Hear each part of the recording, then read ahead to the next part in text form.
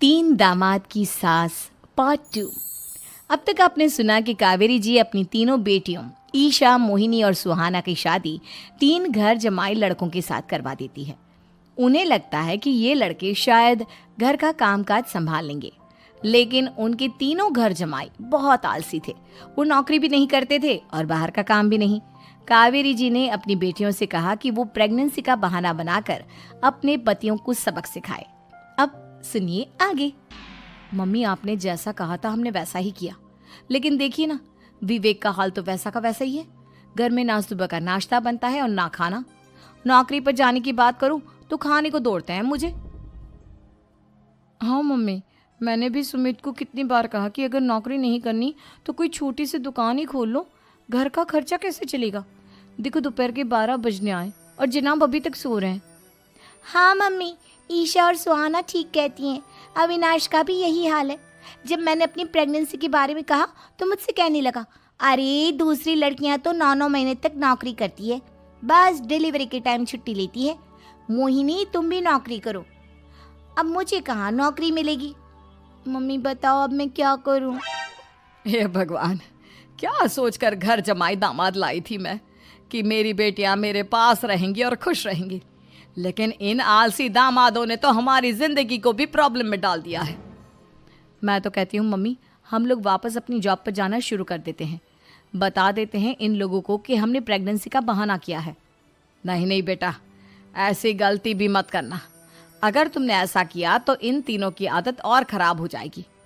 अरे आज नहीं तो कल कभी तो तुम प्रेग्नेंट होगी, तब वापस यही प्रॉब्लम आएगी। तब क्या करोगी तुम तीनों। हाँ मम्मी, आपकी बात तो बिल्कुल सही है। इन लोगों को तो सुधारना ही पड़ेगा। लेकिन कैसे? अपने बच्चों के आने की खबर सुनकर भी इन लोगों पर कोई असर नहीं हो रहा।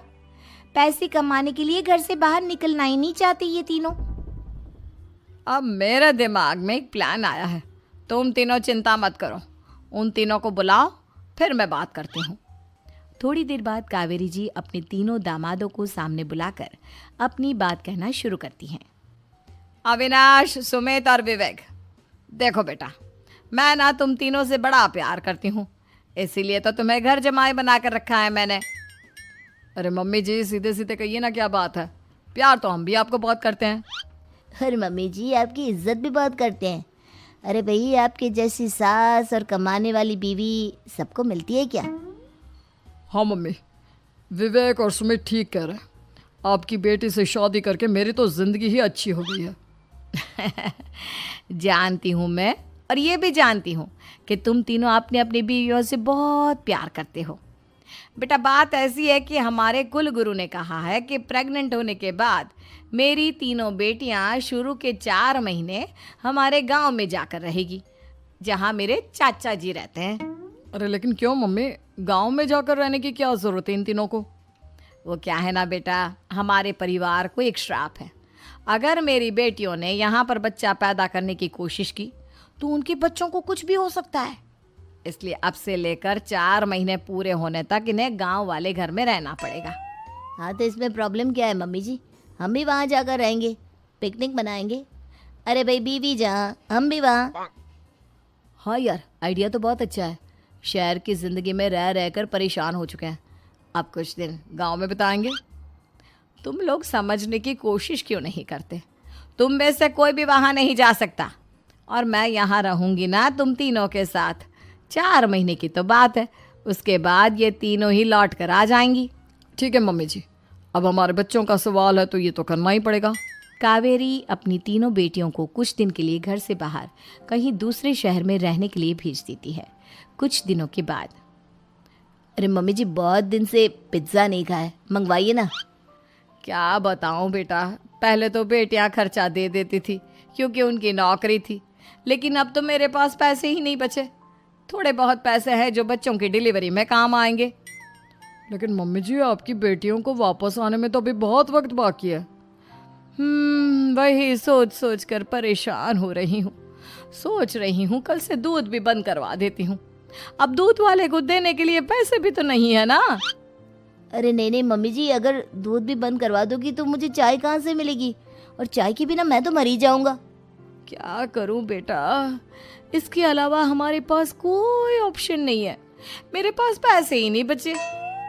इस तरह कावेरी जी धीरे धीरे अपने तीनों दामादों को पैसे देना बंद कर देती हैं और घर में खाने पीने की चीजें लाना भी बंद कर देती है। अब वो तीनों बुरी तरह से परेशान होने लगे थे और इसलिए एक दिन तीनों प्लान करके घर से बाहर निकलते हैं और बाजार में जाने के बाद यार अच्छा खाना खाए हुए कितने दिन हो गए, पता नहीं कब अच्छा खाना मिलेगा। हमारी बीवियों के जाने के बाद तो हमारी हालत भिखारियों जैसी हो गई है यार। कुछ भी हो, मुझे तो आज पिज्ज़ा खाना ही खाना है। जेब में 1 रुपया नहीं और पिज्जा खाएगा, कहाँ से आएंगे पैसे? अरे देख वहाँ सामने बोर्ड पर क्या लिखा हुआ है, कंप्यूटर पर काम करने के लिए एक आदमी की आवश्यकता है। भाई मैं तो जा रहा हूँ, काम करूँगा और शाम तक पैसे लाकर आराम से पिज्ज़ा खाऊंगा। जा जा, तुझे कोई काम नहीं देने वाला, हम तो घर जा रहे हैं। चल भाई सुमित। सुमित और अविनाश वहाँ से चले जाते हैं और विवेक उस कंप्यूटर शॉप पर सारा दिन काम करके 5,000 रुपये कमा कर घर लौट कर आता है और अपने खाने के लिए अच्छी अच्छी चीज़ें भी लेकर आता है। ये देखकर विवेक और सुमित के दिल में भी कुछ पैसे कमाने की इच्छा जागती है। अरे सुबह सुबह कहाँ चल दिए तुम? मम्मी जी एक बहुत अच्छी जगह मिली है, कंप्यूटर पर काम करने के 5,000 मिले थे कल मुझे। अगर रोज़ काम करूँगा तो पूरे 40,000 की तनख्वाह। अरे वाह, ये तो बहुत अच्छी बात है दामाद जी, आपको जाना ही चाहिए। सुमित और अविनाश विवेक को इस तरह तरक्की करते देखकर परेशान हो जाते हैं और वो दोनों भी काम की तलाश में निकल पड़ते हैं।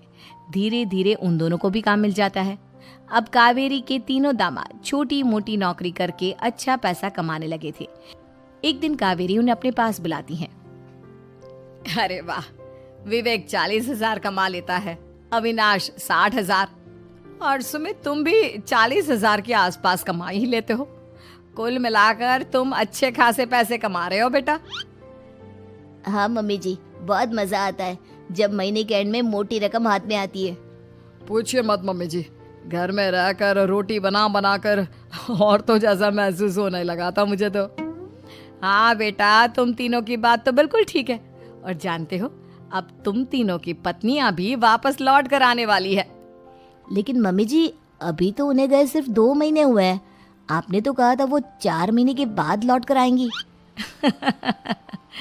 ऐसा कुछ नहीं है बेटा, मैं सिर्फ तुम तीनों को सबक सिखाना चाहती थी कि आदमी घर में बैठकर बीवी की कमाई खाता हुआ अच्छा नहीं लगता।